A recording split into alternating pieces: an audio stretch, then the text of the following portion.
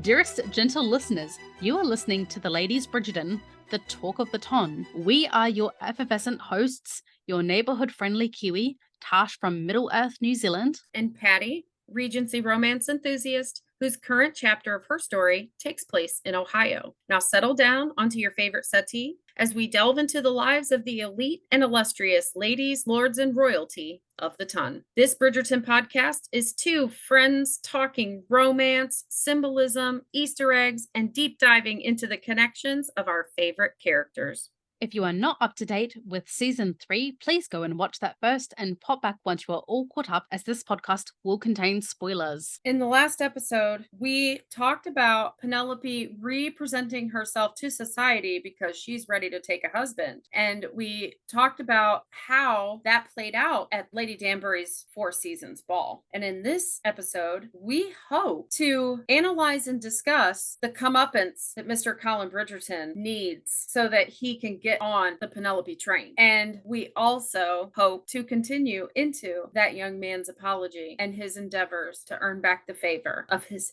very good friend. Yes.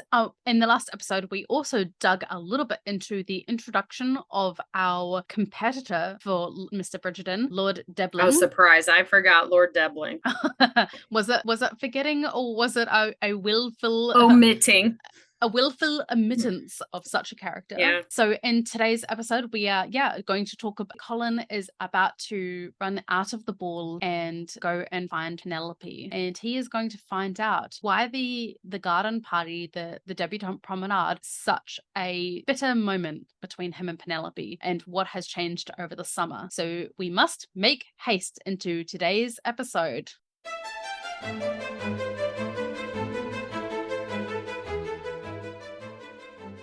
Okay, so as I said in the last episode, we had our Cinderella moment where the clock has metaphorically struck 12 and Penelope is running out of the ballroom at Lady Danbury's house, and Colin, as per usual, because I think in my headcanon, he always has an eye out for her, and that ball scene was really unusual because it is the first time that we see Colin ever not seek Penelope out at an event. Yes, and that is something that I definitely wanted to discuss. Like, why did he wait? Why is he bothering with these jokers that he's talking to? I think for me, I think it plays into the marriage lessons kind of, where he's trying to figure out what her game plan is, and in that last moment, he's definitely back turned. But we do know from little editing, earlier that I think he saw her with Francesca and things like that. So he probably in that moment figured,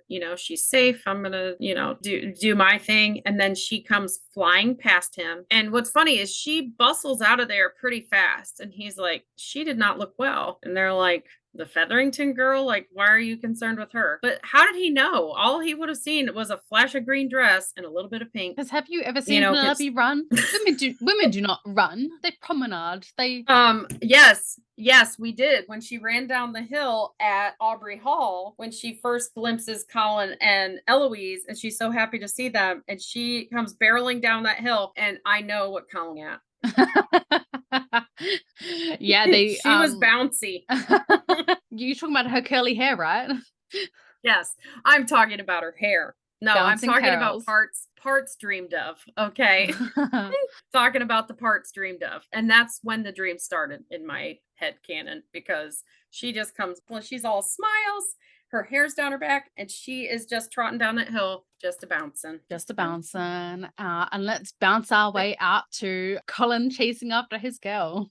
Yes, and I think it's important here. He is Shadow Colin talking to these dudes about his late nights, and as soon as he sees her, concerned. He's and I think it's important too that one lord that I don't know his name, he is not Wilding or Stanton or whatever. He's the one who says, whatever has happened, you're a lot more fun this season. Yes. He's less serious, and that a person who is, and Antony's serious, Colin has a sense of humor, but he also, I think, probably calls these guys out a lot for their crap. So they probably are like, ooh, now he's one of us. He's cooler, but he's fake. He's And so fake. are they. Shadow Colin.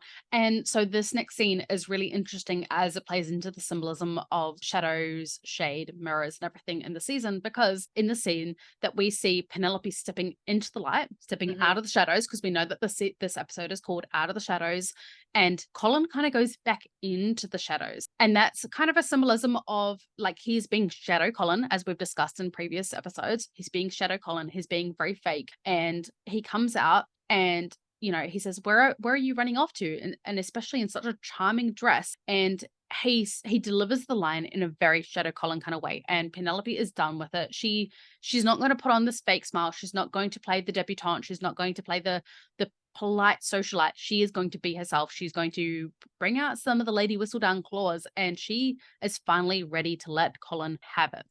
Well, and two things here. Like we have a Colin pause. When she asks him what is he doing out here, he says, I just wanted some fresh air. And I absolutely, after talking to two young men who are full of hot air, I really believe his fresh air is Penelope. Like he's ready to seek her out because she's going to lift his spirits, like he says in the apology, right? He's got it. He always seeks her out. He hasn't had a chance yet for whatever reason. And I kind of took that as when he asked her, like, why are you leaving so soon, especially in such a charming dress? Like he had intended to go ask her to dance and just had not made it over there or had seen her talking to other people or what have you. But he's not going to, one, he knows she's upset and it pains him to see her upset.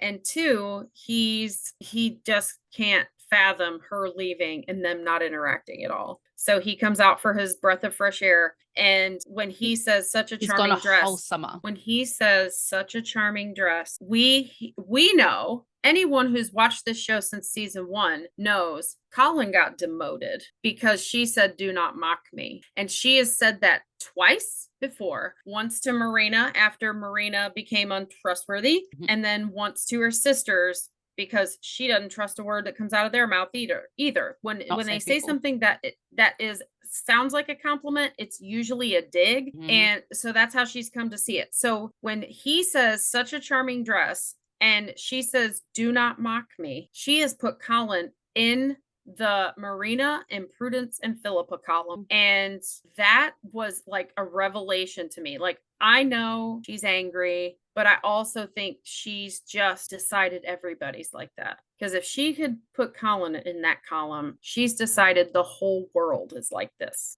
Yeah, I think you are so correct. So Colin has gone an entire summer, like, well, even more than a summer, because it's been probably 9 months since they have talked, and he is so lost without her. He has put on his armor, he's gone traveling, he's searched for her in many other women, and then he comes back and he tries to initiate conversation with her, and she's not having a bar of it. And I think the reason that he did not seek her out at the ball is he's still trying to assess where they're at. He doesn't know what's wrong. And so he's trying to assess, okay, what have I said? What have I done?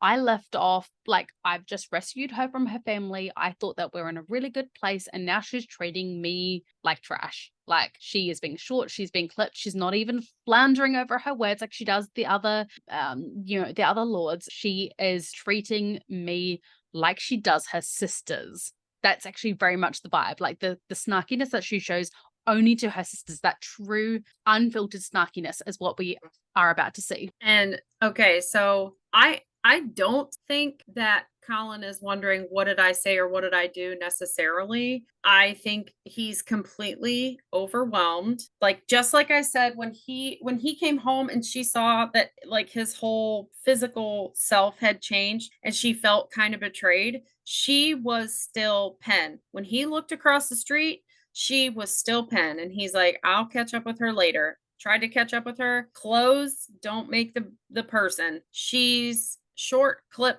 not talking to him, walks off, gives him the cut direct in Regency Bridgerton terms. Like, she gives him the cut and she's out. And I think he's just like, at this point, still chalking it up to her and Eloise having their being at odds. like maybe she's not talking to him because she's associating him with Eloise. She knows like whatever's going on between her and Eloise, he thinks he's now getting consequences for it. And that's why he truly hasn't said anything or asked her if there's a problem with them yet. And he specifically it doesn't trigger with him until she says one thing, which is my whole belief system of why he believes they spoke words of intention and that he loved her this whole time. Because when he says such a charming dress and she says, do not mock me, please. And he's like, mock you? I'm being quite serious. This color really suits you. She doesn't know what to do with that.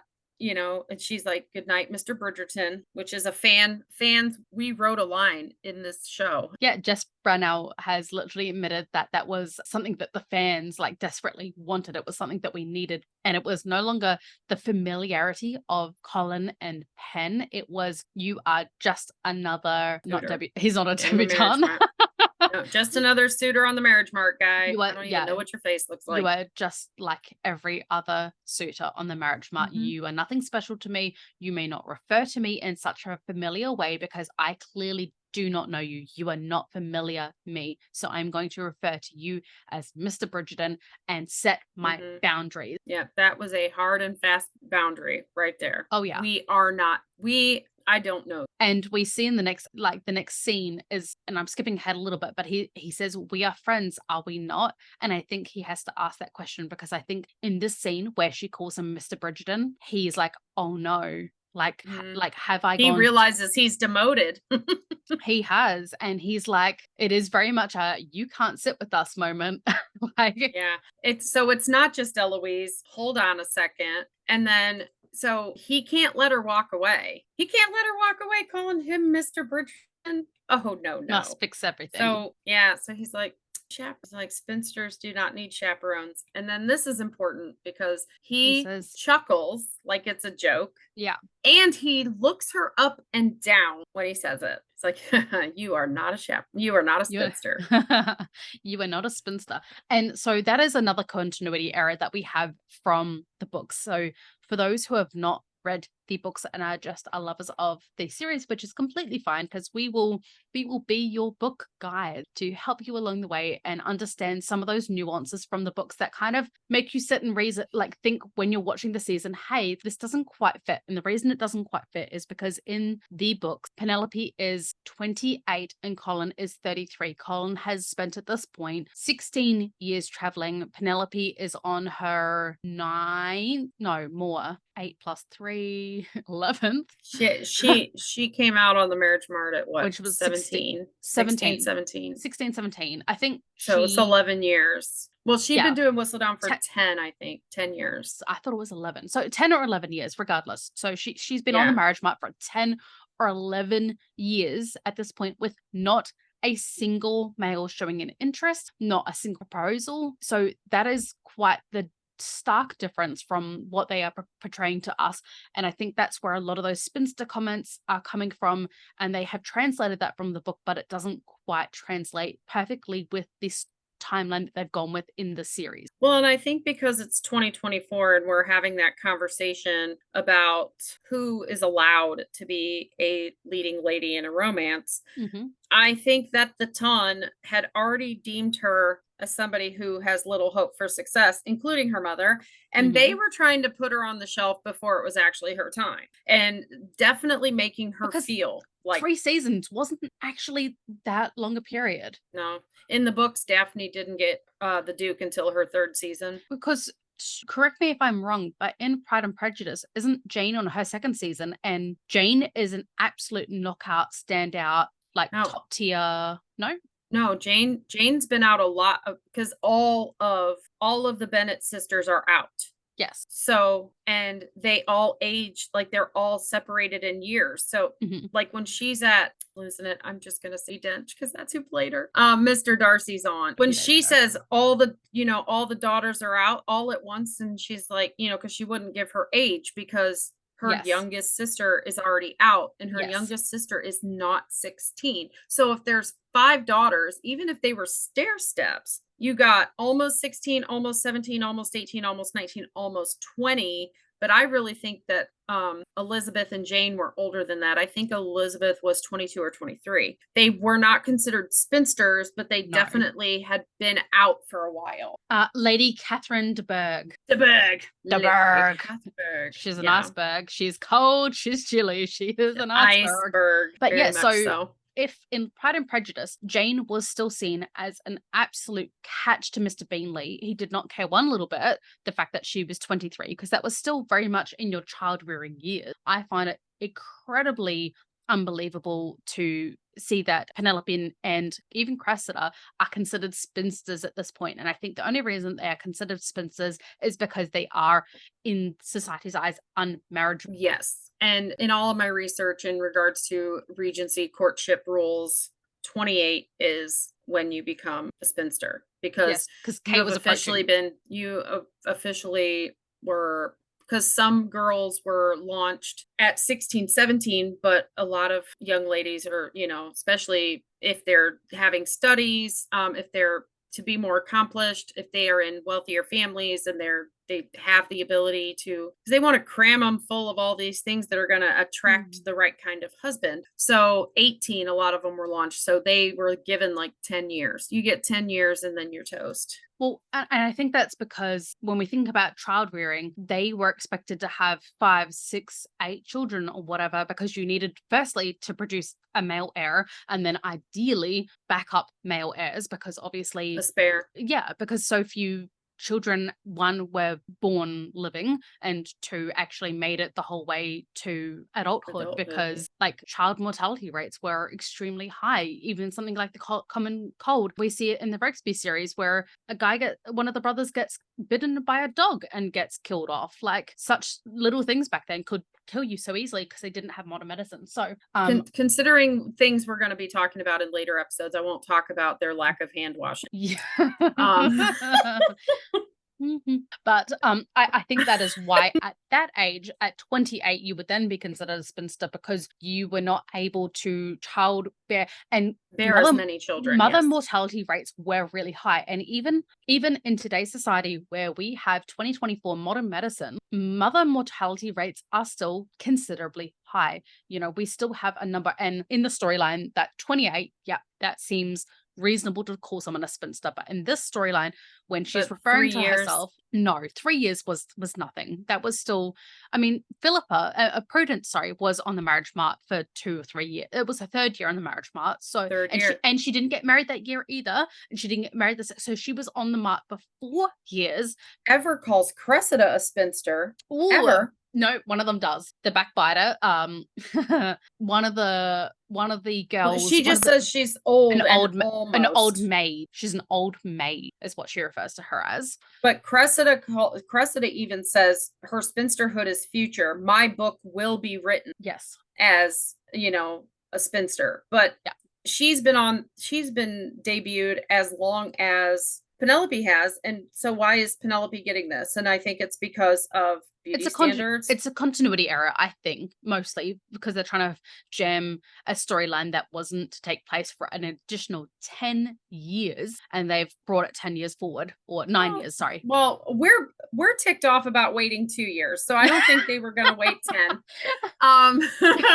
So and honestly, I would have been on the streets in Washington marching, give me Bridgerton, give me Polin. Right. And I think that I really do like how it plays out while they're young, though, because they are not finished. And that is that's such an important theme to me for Colin, that he wanted to be completely finished before he took a wife. I mean, yes, he proposed to Marina, but that was a whole wanting to be taken seriously thing. And his immaturity, he believed every kid goes through this. They turn 18 years old and they're like, I'm an adult now. Yes. And you think I'm an adult because of the number. Yeah. But it takes a little bit longer to go. And to pretty much say what Benedict is, the more I learn, the less I know. So it takes a while to realize that you're not actually finished. And I think that first season Colin was definitely that, I'm an adult, I'm home from eating, I've got it. Maybe not all figured out, but I know, like, this is my path, blah, blah, blah. He wanted to have a family. He wanted somebody to see him in the crowd of bridgers, right? And I love that they did up the timeline and had them be younger, because that plays out for the both of them. It is such a beautiful thing. Like there's a lot of, okay, like I'm 48 and divorced, and I am not even necessarily ready for another romance, but would I like another romance? Yes, I want a second chance to finally have, a man look at me like Colin looks at Penn, Or as honestly. Marcus Anderson puts it, in my second act. Yes, I would like a second act, and not necessarily marriage. I don't think I want that, but I want romance. But there is something beautiful about two people who are young, just starting out, figuring out who they are, doing it together. Yeah. And that is what makes this story so beautiful for me this year, because these are two people who just last season were talking about their purpose, and like I know I've not found it, but I know what it will look like when I do. And then coming into their season, they still don't have anything figured out. They are floundering, they're trying, and they don't both find it. My words are not working, Tosh. My words I've aren't said this wording. before, and it's been very poignant and poetic and beautiful, and right now that's not working for me. But in finding each other, they find themselves. Yes. And it just, like, there's got to come a point in time where they just both go, I mean, the timing was off, then the timing was perfect. But they both are probably going to think at some point, like, we were both waiting to be finished and wasted some time, Anyways. I love that. And I think that is something that is actually really relevant to today's society, because I think one of the biggest, and I'm going to say, 'cause I'm going to be a millennial and I'm going to judge the younger generations here. Come on, Gen X, get on board. I'm okay. So I'm someone who I very distinctly remember being 22 and being like, I felt like Penelope, like, 22. yeah. Like, and I so distinctly remember feeling like Penelope at the time, like, I haven't had any great love in my life. Like, I'm 22, like, what's wrong with me? And I dated the complete wrong boy, and that is the largest understatement that anyone has ever made in their entire life.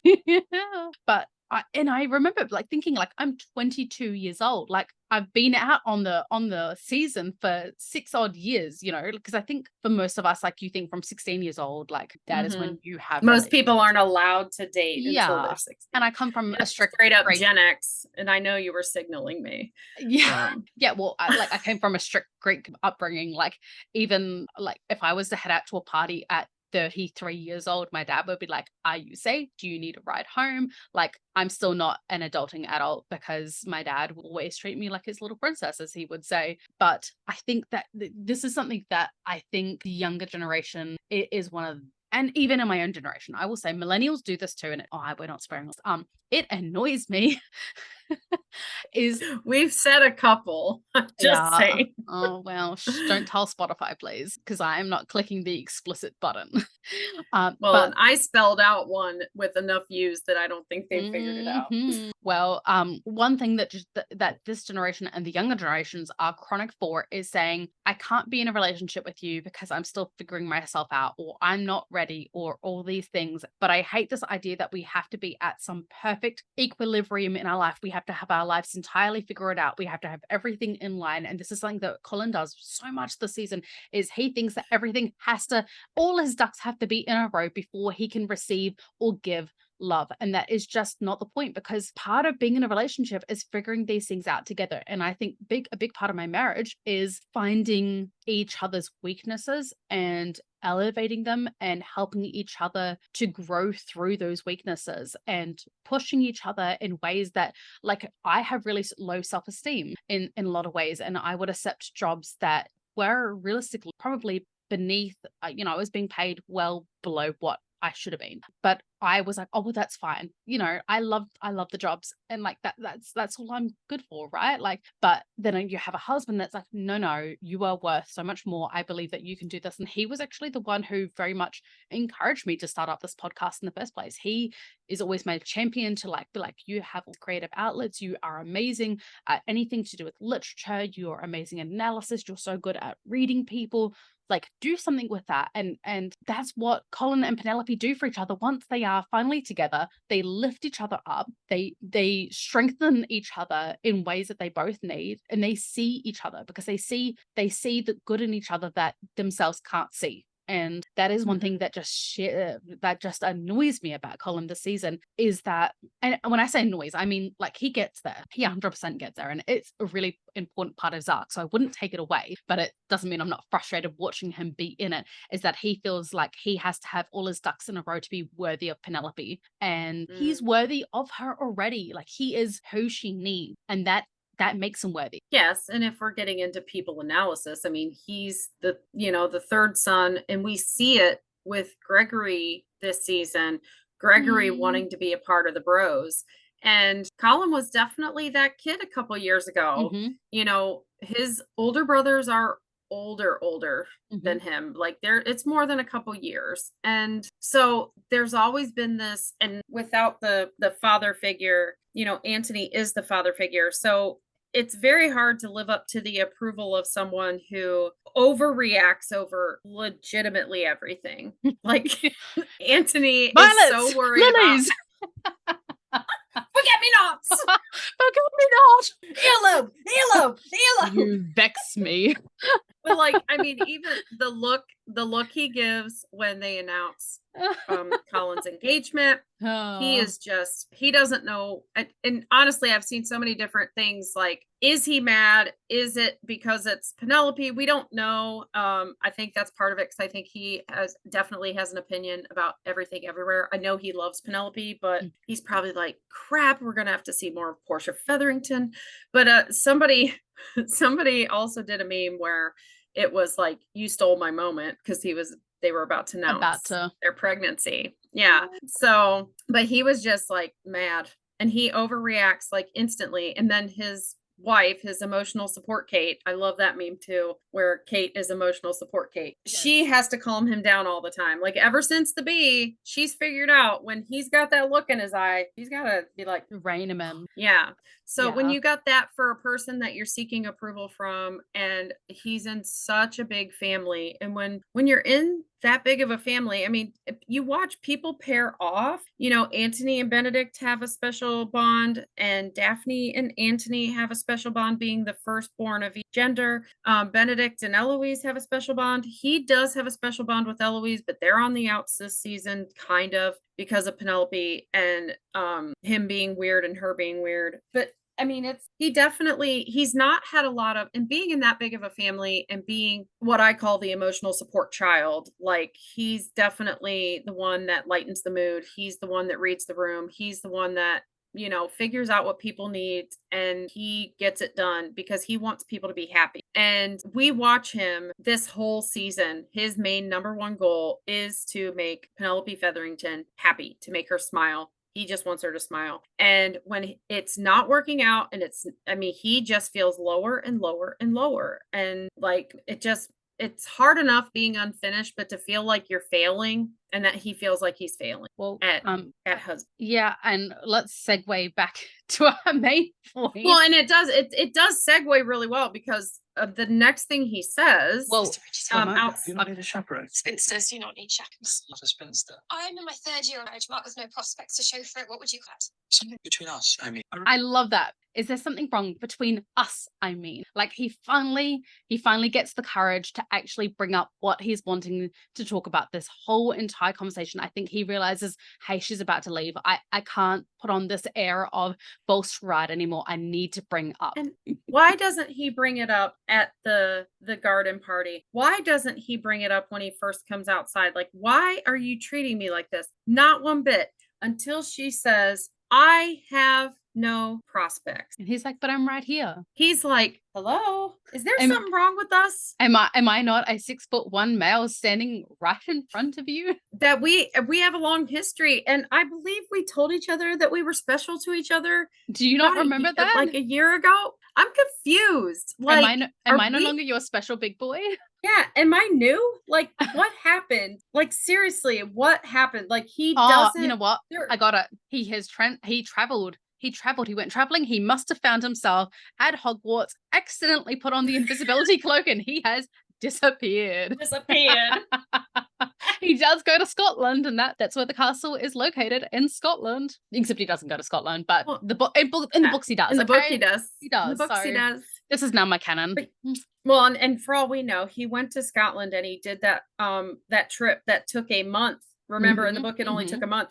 And he stopped at the port when he came back. He went down to the coast and he stopped at a port and he bought all the presents because you can buy that stuff off a ship. They have traders. And then he came home and pretended like he was all over Europe for the whole time. He was actually at Hogwarts learning the magic of how to be Penelope's husband. But no, I mean, it takes that sentence, and I firmly in the world of script analysis, it is important to understand why they choose a word that they choose and why they choose the placement. He does not ask if there is a problem between us, I mean, until she says she has no prospects. When he and realizes, what do you call that? It's that when she believes she's a spinster and he's standing right in front of her. He chased her out of a ballroom. And she will never see it, though. She will never see it. No, she's definitely like, this is there's no hope here. Yeah, she's done. She's done, and he's like, what happened? Yeah. And for the people that deny that Colin has been into her the whole time, what do you think of all this? What do you think he is doing, chasing after her? Like, that is I don't know how people can deny it. I do not know how. Once, not twice, thrice, 3 times. Thrice. No, the engagement party. I mean, this man, like this man's life, this whole season is Pen's upset. I'm out.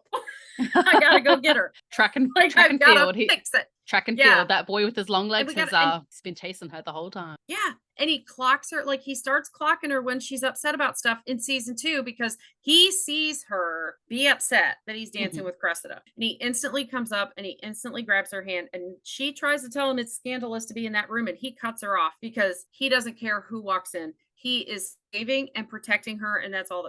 And so when she says, I have no prospects, he's like, a word we're not saying in this podcast. And he's like, so I need to find out some answers. So he's asking her, like, is there a problem with us? And then he goes into how we find out he's written her again. He's written her this whole time he's been gone, but she didn't write back.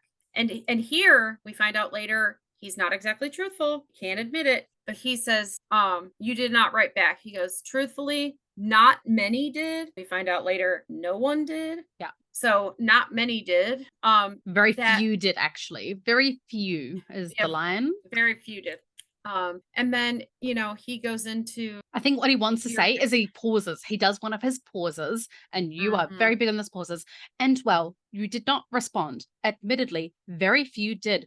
But you were the only one who I cared to respond, is the unspoken words. I was waiting for your letters. Response. I was waiting for you. Yes. Yeah. What happened? Yeah. And then he says, I went away and you let me leave. And not even you let me leave. What was she going to do? No.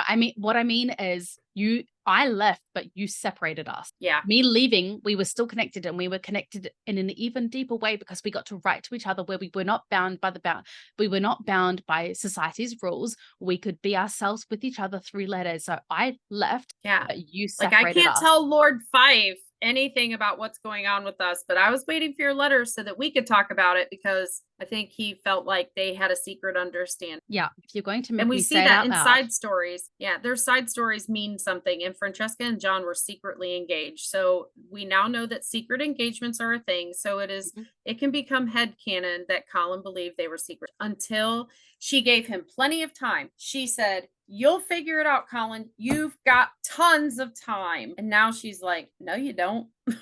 I'm not waiting anymore. And he says, if you were going to make me say it out loud, I miss you. And I think this point was so important because he is acting like she is dragging this sentence out of him. He did not want to say these words out loud because, as we know, in Regency time, nothing is said directly. And this is the first really direct thing that he is saying, I miss. And I think it takes for him to say the words out loud for him to realize the depth and truth in them himself. Sometimes he's so proud of himself for saying it, and he thinks it's going to make her happy because he thinks that she's been waiting for him and that she's just wanting some, certain words that will allow her to know that he's in front of her and that she does have prospects, but she doesn't take it that way. And it is almost what I would call a Freudian slip, where the Mhm. words he says, I miss you, is not proper. They aren't what he's supposed to say, but it's almost like his heart is just speaking for him at this point, and his head has no choice in what he says. And I think if he had time to think them through, he would not have said them.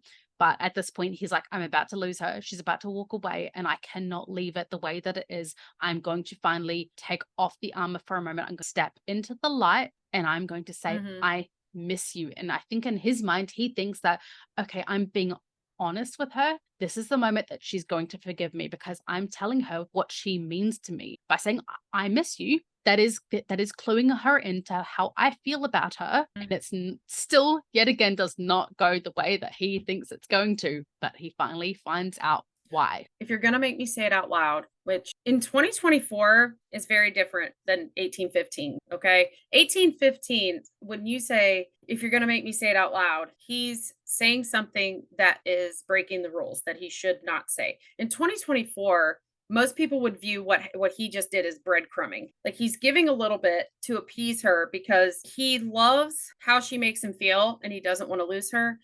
So if we're going to play the Colin Bridgerton as a toxic male arc, I'm puking in my mouth over that, but that could be seen that way as breadcrumb. But the way I take it, especially if you look at future Colin, future scenes, future advice, especially when he finally does tell her that he loves her, which is pretty much the mirror of what they say to each other at the Featherington Ball when they're dancing. Instead of saying, I will always look out for you because you're special, says, I will always stand up because I love you. It's the same thing.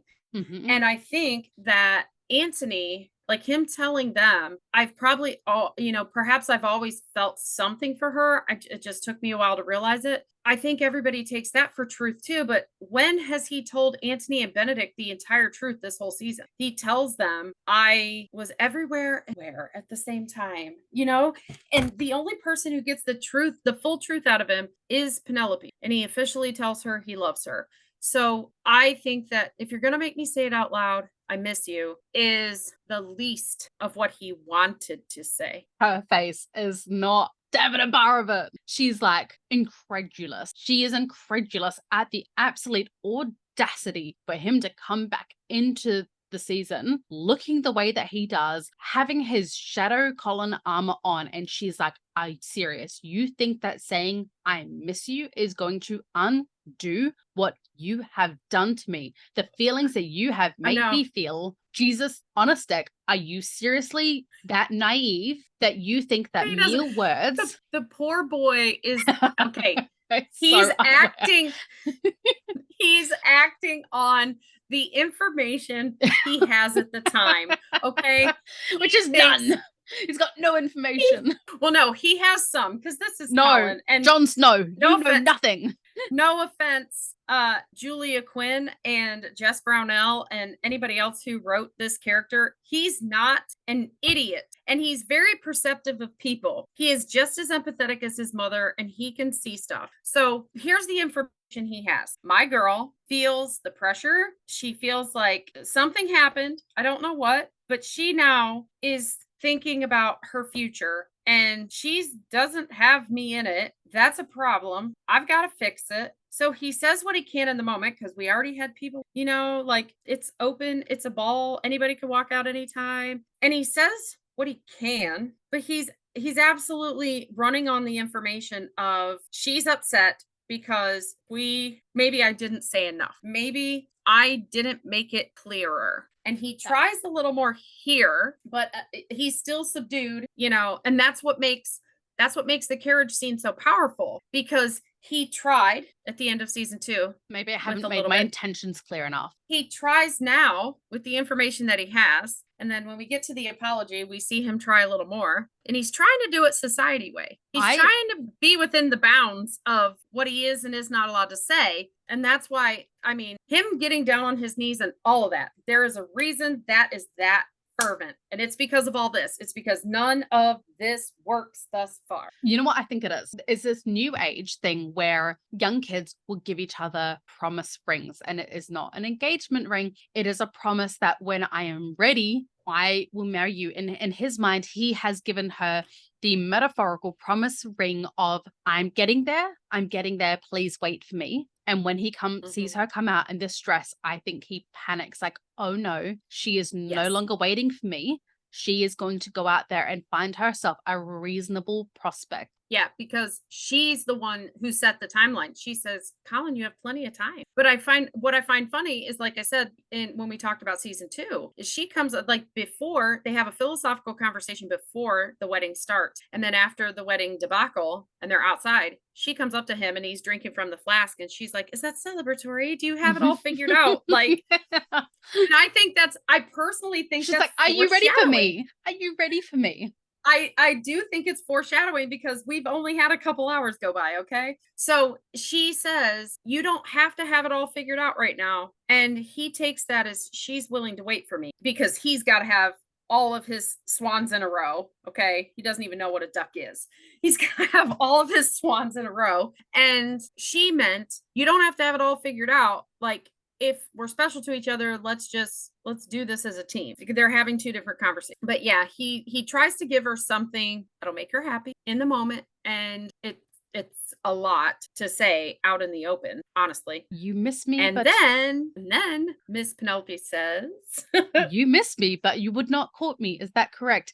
And this is one of those moments that you talked about just before. I don't know if you can see my phone on this. Obviously, the podcast listeners can't, but someday we'll get on YouTube. We will get on YouTube one day. I'm technologically challenged. I can't even say the word. I'm so challenged. You are phonetically challenged.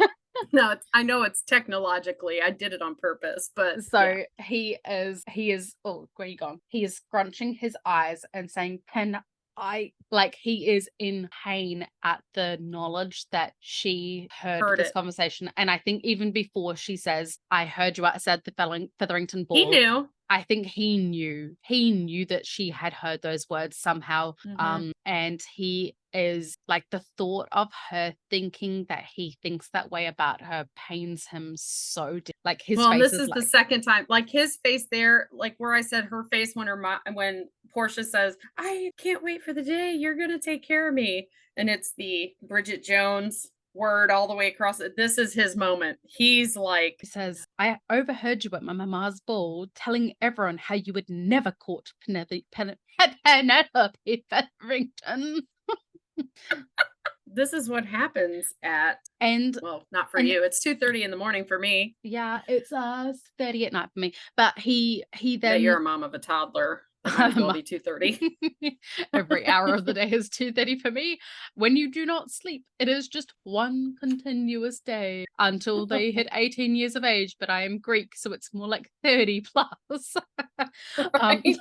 But he says, and I know a lot of people have a big issue with this moment. He says, perhaps we should talk somewhere more private. And I think people and her in that moment says, are you embarrassed of me? I embarrass you. And I don't think it was that. But look at his face after she says that.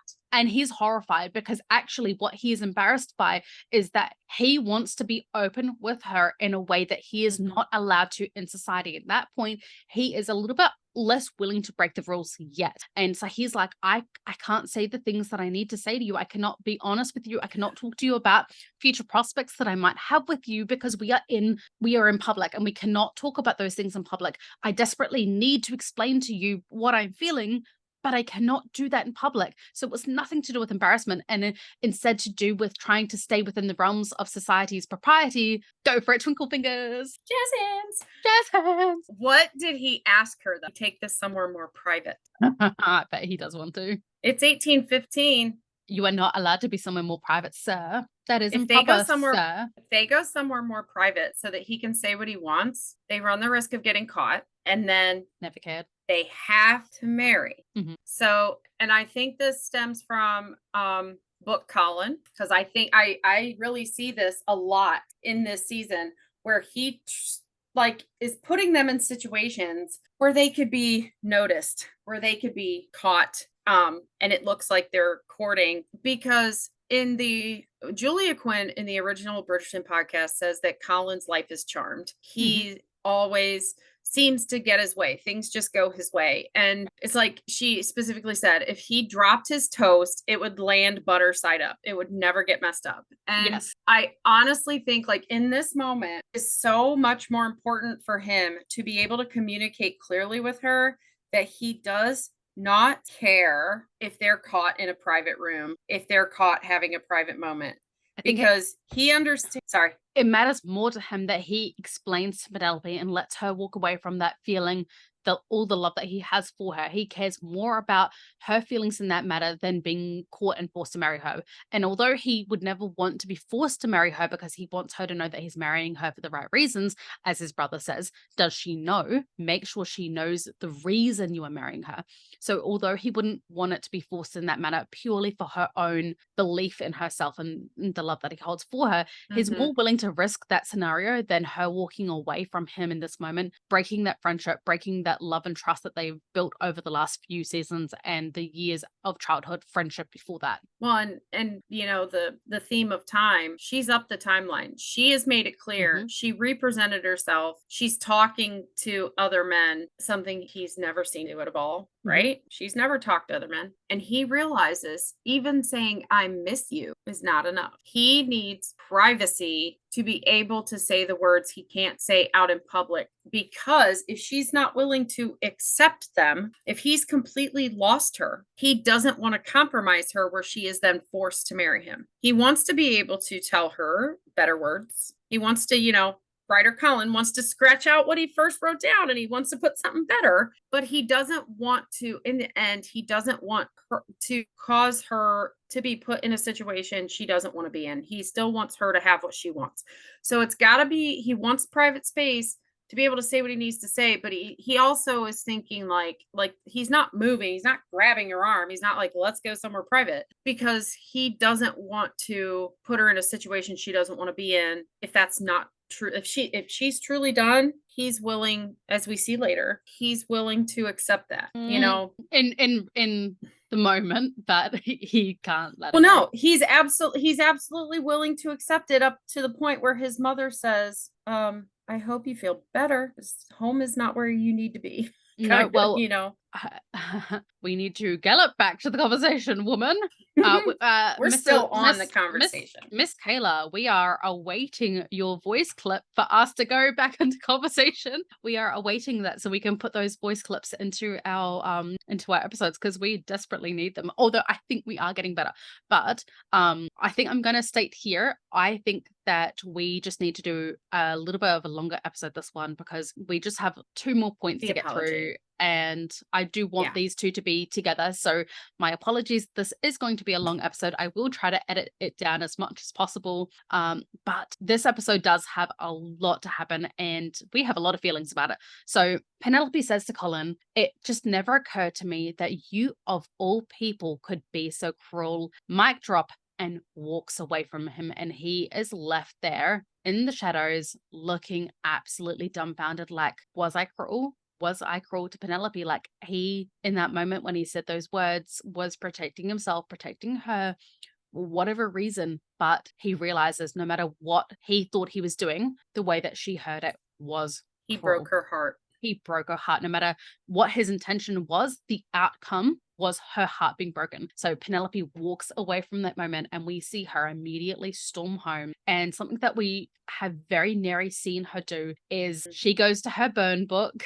for all the mean girls out there. Slam book. She goes to her slam book and she is like, that's it. I'm done with this Colin Bridgerton. I am done with this shadow Colin. And she writes, and we will get to that point of what she writes because we don't know it yet. We just see her writing, especially for the we only see a very small snippet of what she is writing, but we do know it is about Colin. Name. Yes. And we can see her feverishly writing very angrily.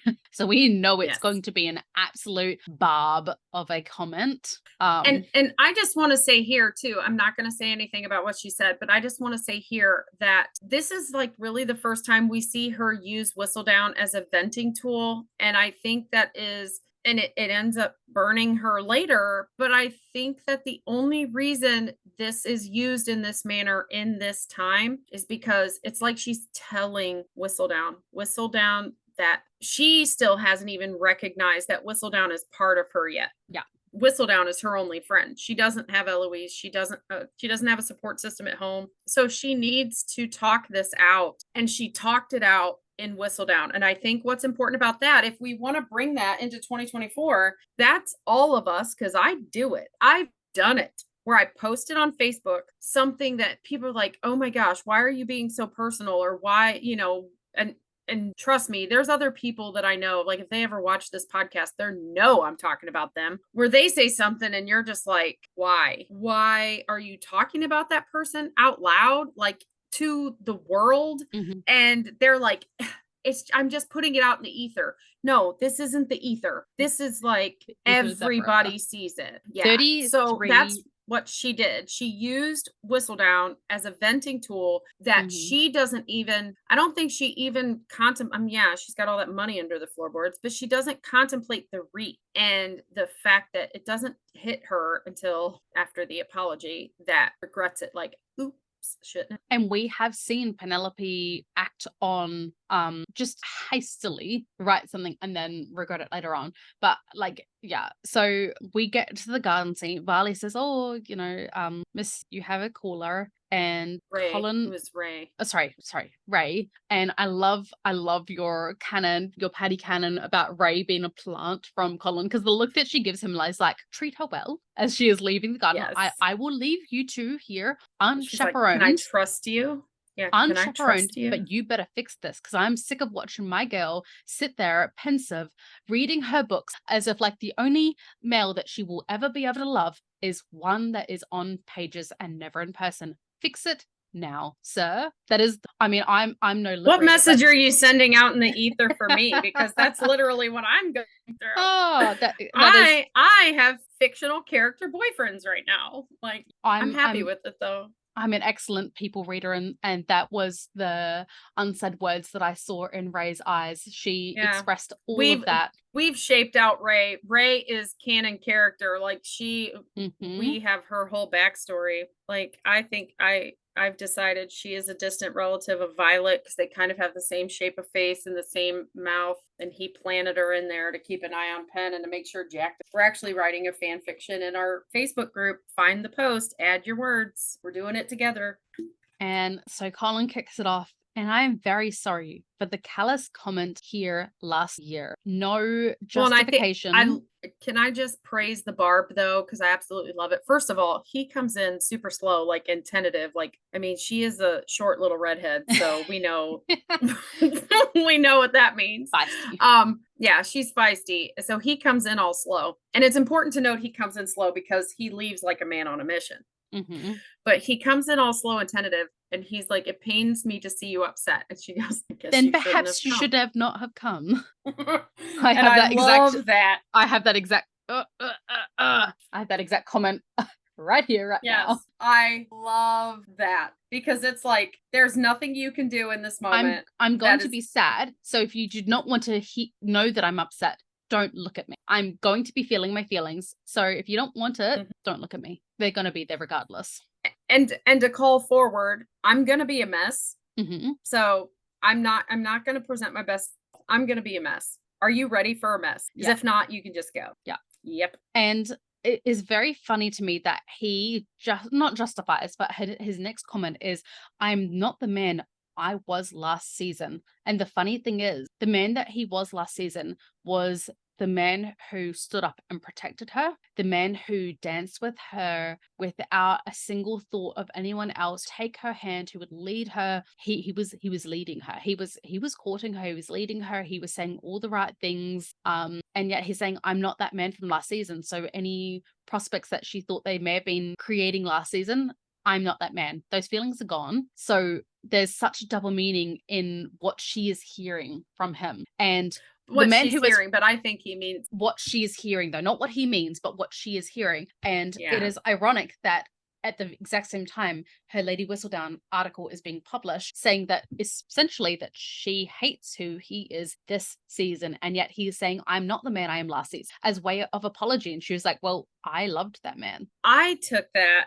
not so much in any kind of interaction with her not being the same man he was last season. I took it as this time away, he's got a sense of proportion, right? He's figured, he's not finished, but he's figured some things out. He's lived a little more life. He's matured a little bit. He's definitely grown up some. He's spent time realizing doesn't have to be what society expects. And he's a little more free to make his own choices in life. Like we already see, like he doesn't wear a different outfit every day. Like, and he's definitely figured out his style. He's got a sense of self. He's still very insecure. He's still, tenderhearted on the inside and still insecure, but he's definitely got a little bit more self-assurance in himself. And I think he came back with the assurance what of he thinking, wants. Yeah, that's not necessarily what he's going to do with his life, but who he wants in it.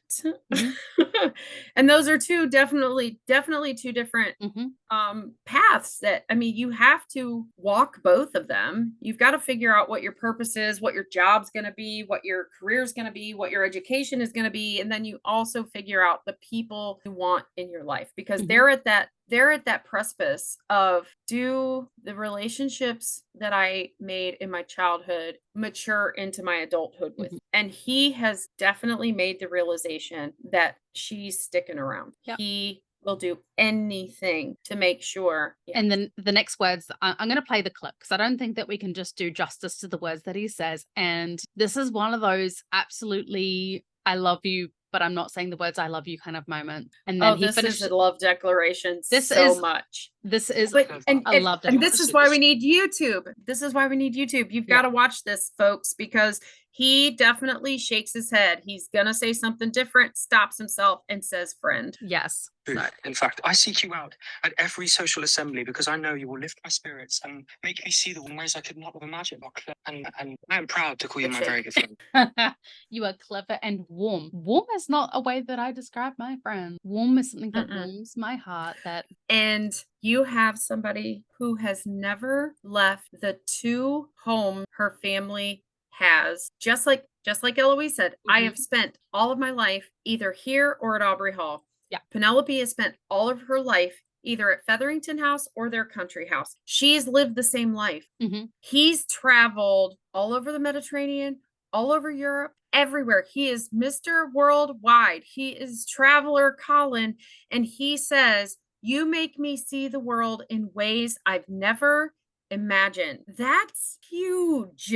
I think that where that comes from, and if I didn't have my background muted right now, the book, and we know that Penelope is a reader, a writer, a lover of literature, and there is a term, and I will have to look it up, and the term is basically where you put yourself in the shoes of whatever it is that you're reading, and it's like you almost like become that character, and you learn the lessons that character does, and you learn like to be able to put yourself in someone else's mindset. It gives you a whole different perspective from your own, and it really broadens your mind in the way. And I think that is why I have a lot of empathy, is because I spent my entire childhood, my entire tween, my entire early 20s reading, and then applying that knowledge of what I've learned to my friendships and my relationships and like all the people in my life, applying that knowledge. And I think that is why Penelope has such a rounded education of life for someone who has never left the compounds of her estate, because she is a reader. So she has known the perspective of great writing. Yeah, take a look. It's in a book. Take a look. It's in a book. It's we have a show here. I don't know if you had it over there. It's called Reading Rainbow, and it is one of the best children's shows I ever grew up with. Oh, it was awesome. We don't have it here.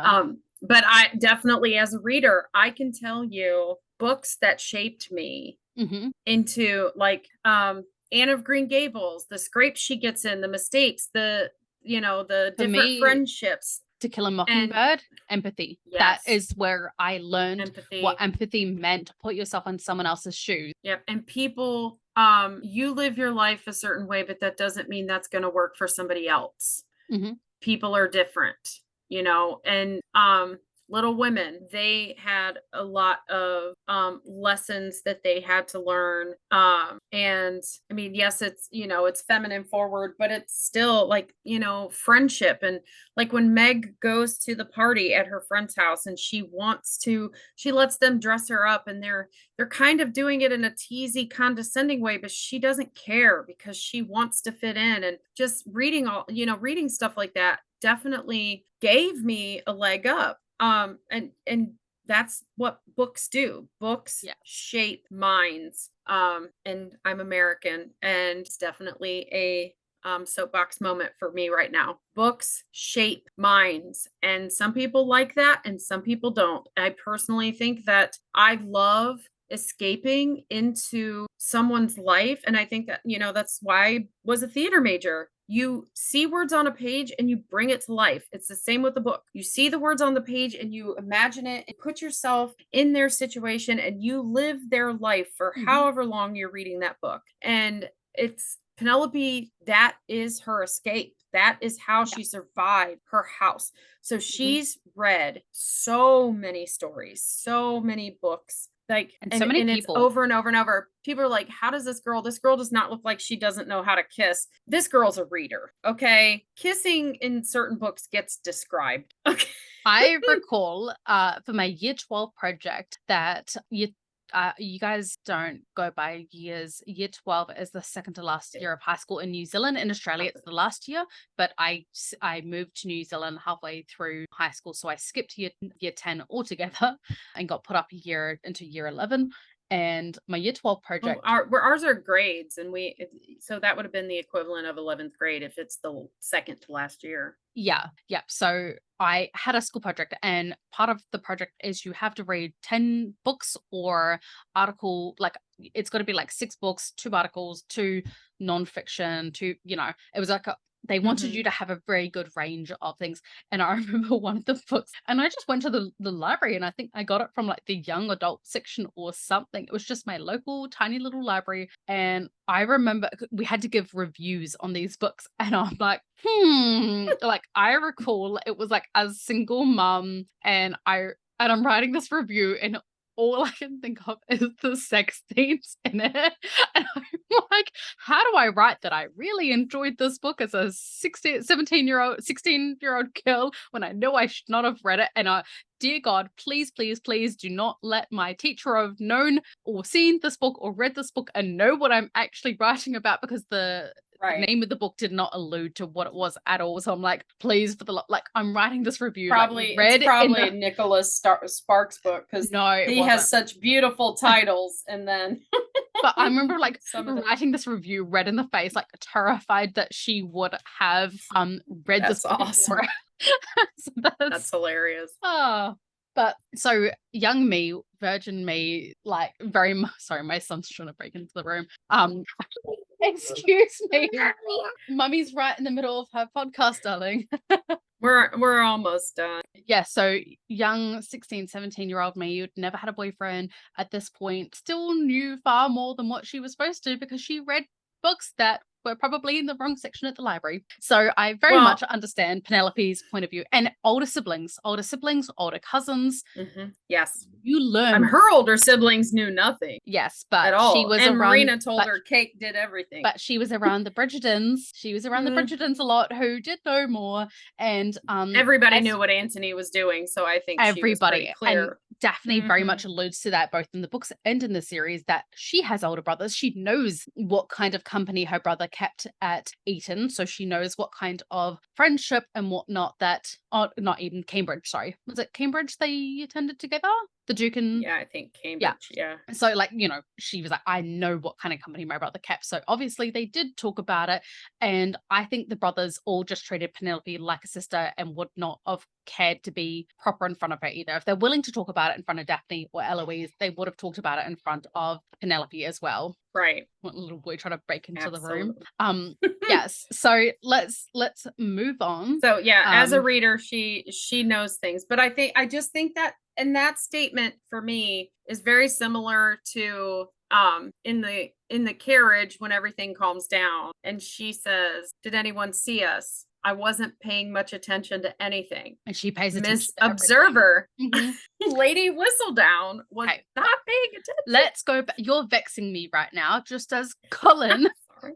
But I'm saying, like, they both. I was trying to segue into the part that the next line in Yeah. the thing when I unpause, it says, it has been vexing. And I love this specific word that she uses because it ties us back into the last season. Kate is constantly vexed by Anthony, and that is their thing. And so to use and I the think it's terminology, important that she vexing. doesn't say you vex me. She says It's been she's vexing. definitely talking about Oh, him, yeah. but she says it is vexing. Yes. It has been vexing to watch you walk back into the season with such ease, and his face. I mean, I'll let you take it away because I know how passionate you are about this part. I am. Because seriously, Luke Newton needs, I think both of them. But Props. Yes, props, flowers, guys. We're giving you the Ladies Bridgerton Podcast Award because you can tell it is not easy.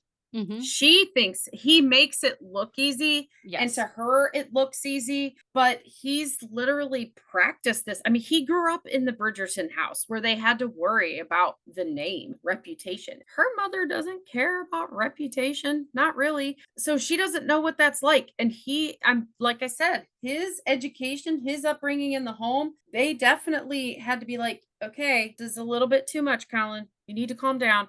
Like, he went through that education of what was proper, what wasn't proper, and definitely got some bumps and scrapes along the way. And when she says you coming back into society with such ease, he's just like, it's not easy. This is hard. He's definitely, he doesn't fit in, and he's trying to, because he doesn't want to look like an eccentric. He doesn't want to look like an anomaly. He wants to feel like he fits somewhere. It is very much the society, like 2024, the saying that they would use now is he's masking, he's putting on armor, he is putting on a persona, and it is not easy for him. It is utterly exhausting for him.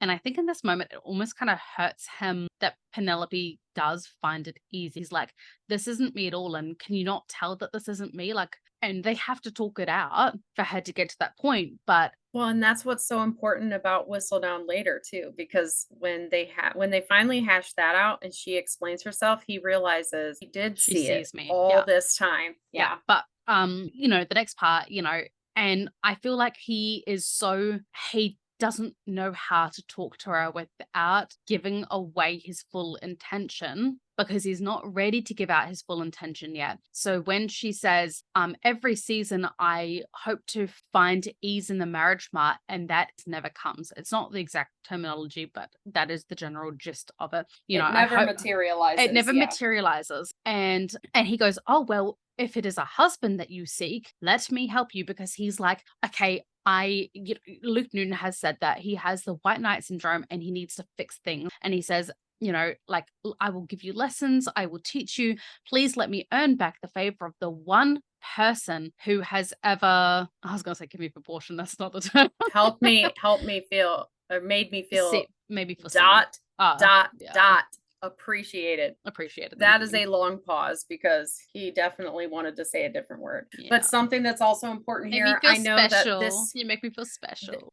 Makes me feel love, makes me feel seen. I mean, let's put any word in there and he meant it.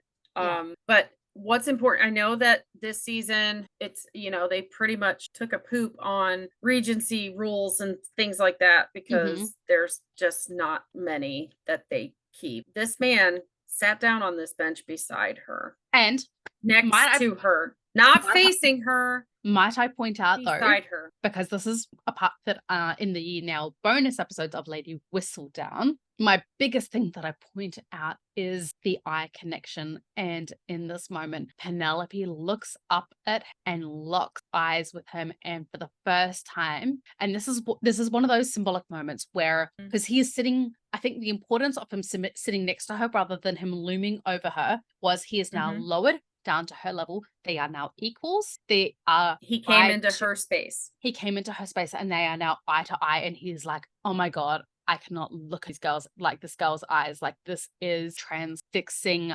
I cannot look away. And it is the first time that Penelope finally does not break their eye contact and actually maintains it. Because I'm like, Get it, girl, get it, girl. You are finally realizing that you are worthy of him. Not that she realizes it in that moment, but she's actually like she's holding her own for a change. She's not doing that whole societal expectation of dropping your gaze because otherwise you seem too forward. Well, She's like, because he broke the rules first. he broke the rules, and she's like, all rules are out the window. I'm act how I Yes, want to. he I'm broke gonna the look into rules. I'm gonna look into your eyes. I'm gonna look into those blue pools that look even so kinder when you are kind to me. No, he I'm doesn't have sorry. blue pools. And I love, and I'm putting this out there. I was joining the I'm gonna sponsor the audio description. Okay, we are not sponsored, but I'm definitely gonna talk up audio description. And I'm not even talking about the spicy. I'm talking about like the drawing room scene. Okay, they're like his ocean blue eyes. Mhm. Man, this audio description, I'm just like, and then later they say hers are sky blue and hers are very light blue. Because his are It's just, darker blue. Yeah. dark blue. But And it her is like the ocean, not like the Caribbean Ocean, but like, no. you know, North Deep, Atlantic, like kind of a stormy a gray stormy blue ocean. Yes. ocean. And Mm. hers are like a Fijian island, a Yes.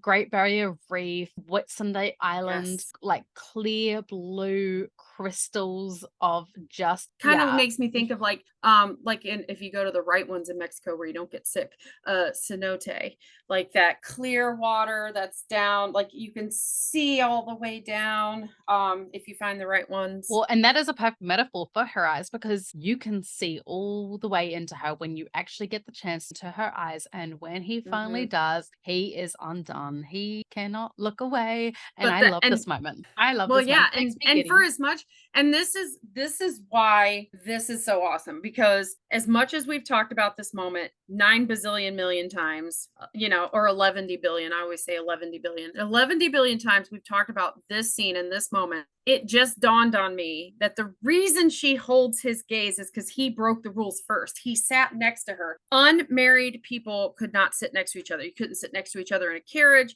You couldn't sit next to each other on a 2-person seat, especially not unaccompanied. And he slid in next to her, sat next to he does her, slide in. side by side. He can't wait to Yes. slide in. And I can't wait either. But that is Really, why I'm really towing the line of the not dipping into the explicit content here. Well, we're trying to figure out all of our euphemisms now before we get there. We are practicing them before we have to really like quelch our potty mouths for episodes 3, 4, 5, 8. What happened? The lady whistle down episode 7. The wall against the wall. No, 6. Yes, 7. 7. The joining of hands, because it's the night before the wedding. Yes. Yes. So, audio description there too, folks. Audio description. Although I will say, visually impaired people, I really am. I actually, using the audio description, I have absolutely and my dad was blind. My dad was visually impaired, and he did things like we had lessons where like we had to go to the restroom with the light. He wanted us to understand what it was like for him to be him in certain situations and to help us have empathy for people like that. And even with the audio description, it enhances my experience because it's extra, but the audio description and the dialogue isn't enough. Seriously, my little heart broke for people who are visually impaired, and I don't want this to come off in any way, shape, or form as condescension or anything like that. It's absolute dismay for what is missing, for the signals, the facial expressions, and all of that, because you can hear Benedict sigh, but you can't see the smile on his face when he hears Colin loves Penelope. Like when he hears that story, it grew my empathy. Using the audio description, yes, it's amazing in a bunch of scenes, and it does enhance, if you do have all of your senses, it enhances it. But for somebody who is missing a sense, it made me understand and made me feel like something that I never learned my whole time growing up with my dad. It was it was amazing to me. Okay, we leave Colin off with him. Colin has promised to give Penelope lessons, and he says, "You'll master them fast, I am sure." And he says that because he has seen Penelope be charming, because he has only ever seen Penelope be in her comfort zone with him. I mean, aside from the chat outside the Danbury Ball where she was unleashing, but she was still comfortable with him, he has only ever seen that charming side to Penelope, where she jests with him, she jokes with him, she dances with him.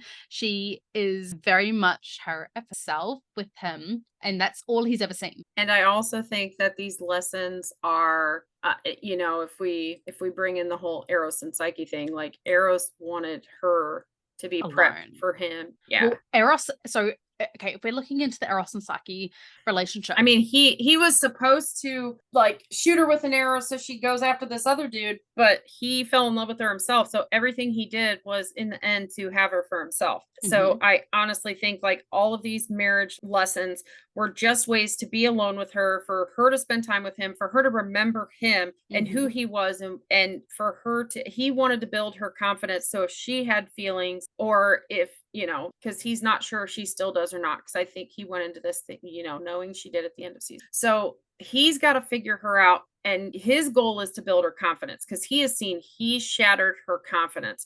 And we know from the whole Marina thing, he feels responsible. When he feels responsible, he has to hold himself accountable. Yeah. He has to apologize, and he has to fix it. And so the marriage lessons thing is just to build her confidence, just to get her to the point where she's able to have those words with him again. Well, and when I look back on Eros and Psyche, Eros essentially tricked Psyche into marrying him because he got the gods of fate, to essentially tell her father that he was some fabled winged beast, but that was what the fates had foretold, and you cannot escape your fate. Fate is set in stone. That is how it is. Yeah. And so the father takes Psyche to this mountain place, and she gets taken off by Zephyrus, the wind, into this other area where she then meets him by candlelight. And actually, when we get up to that point, I don't think I actually really talked about this in my episode with Eros and Psyche, but the scene in which they first kiss, or more specifically, actually, the scene in which from his dream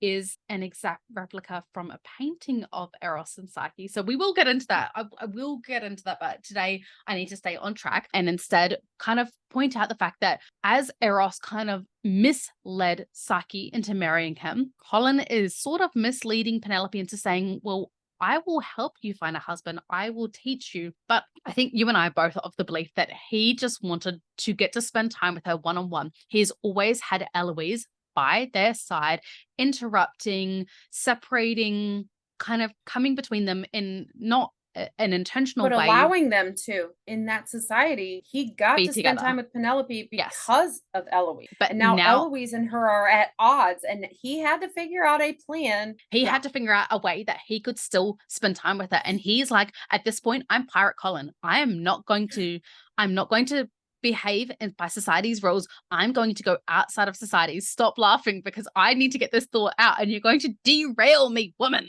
So he was like, I need to go outside of the bounds of society, because I need to spend time with her, and I don't know how else to get her to spend time with me without making the intention known that I'm courting her. So I'm going to do this in my own way, and I'm going to propose that I'm going to teach her how to find a husband. But in reality, I just want to spend time with her, because with her not at my house every day or every other week or whatever it was, with Eloise, with Violet in the living room, he doesn't have that constant contact with her that he's used to. And he is like, I need this girl in my life. And whether he knows it at that point or not, he will do anything, whether consciously or unconsciously, to get more time with her. What are you laughing at, Miss Patty Cake?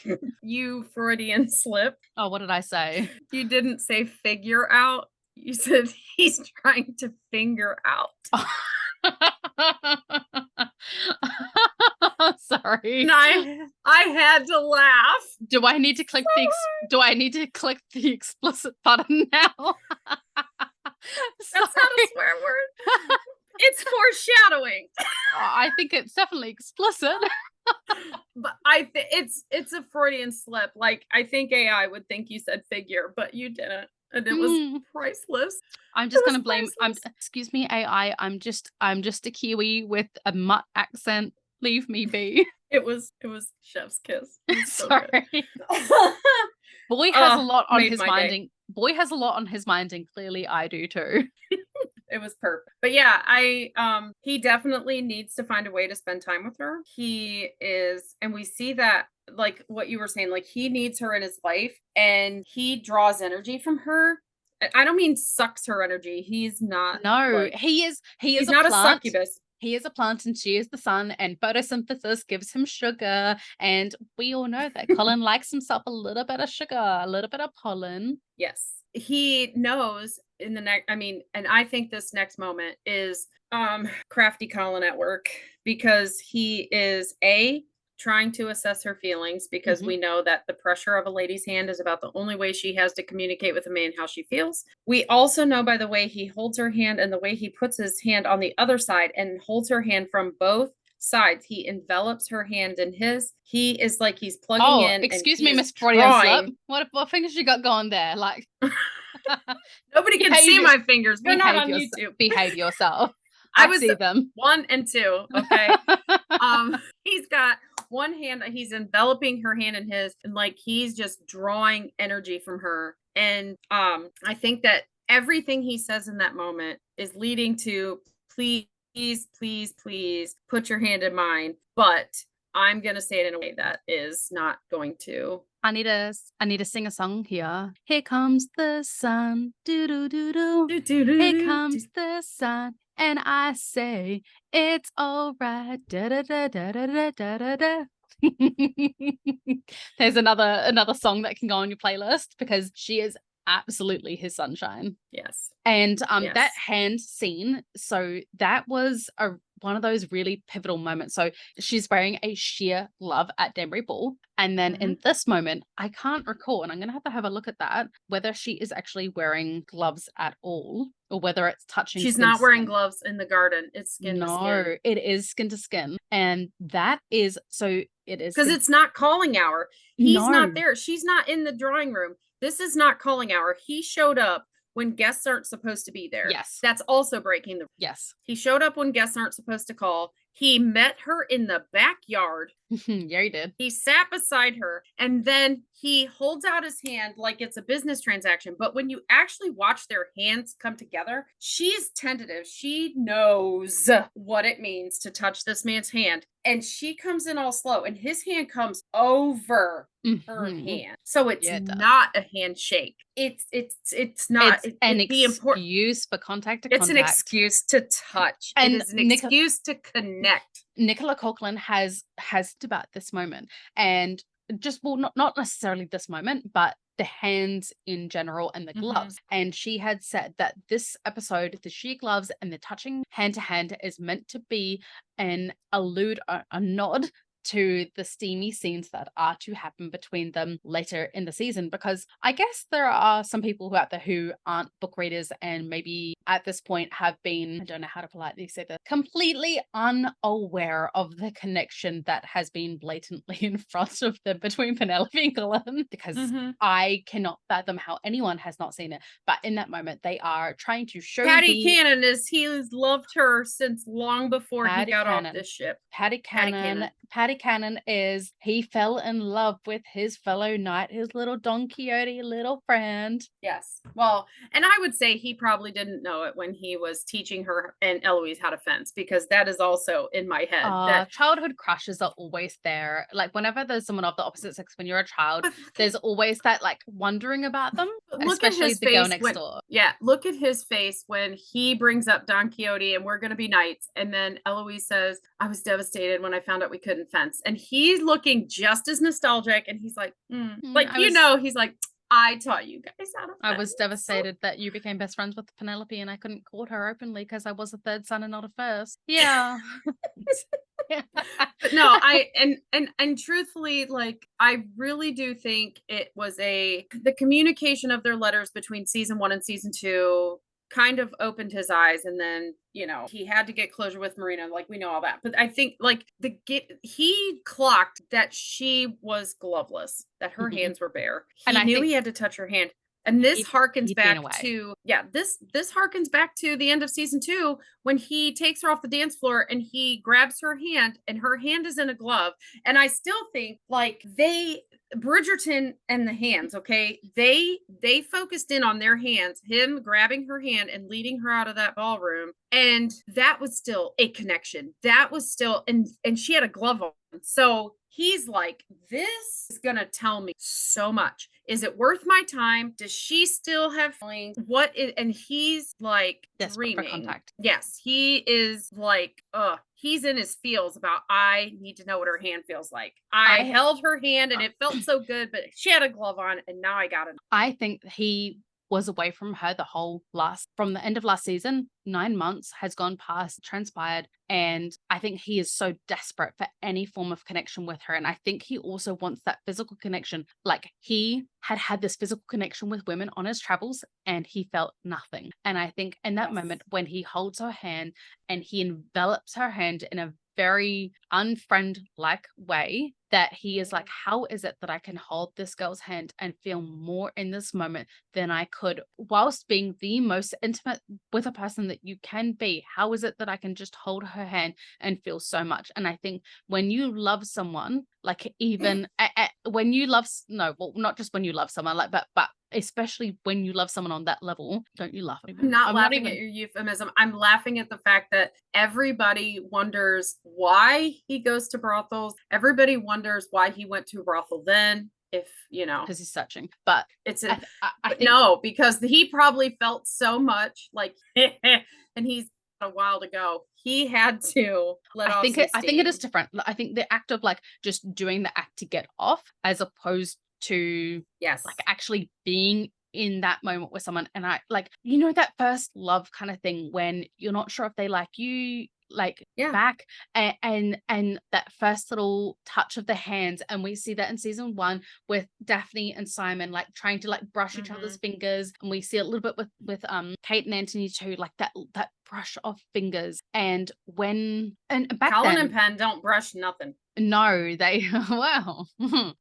No, but I mean, when they clasp hands, it's a clasp. His fingers curl over her little hand because he is time. So desperate for that contact with her. But what I mean is just that simple act of holding one's hand when you desperately want to envelop, you know, them around you, or vice versa, or whatever. Like when it's all new and fresh, and back then when like just the act of holding someone's hand was scandalous. Like this moment for him, and he's like, that desire to be close with the one that you were so in love with is all encompassing. And I think that the season you see him so many times. And someone put a very funny video clip up on the internet yesterday or today or something that I saw, and it was at the engagement party, and he approaches Penelope, and they were like, this man is thinking impure thoughts in front of his mother-in-law because he approaches Penelope and says, my wife to be, and the look on his face is like, and the things I'm going to do to you. And then he's like, and she does the same thing. She kind of like looks him up and down.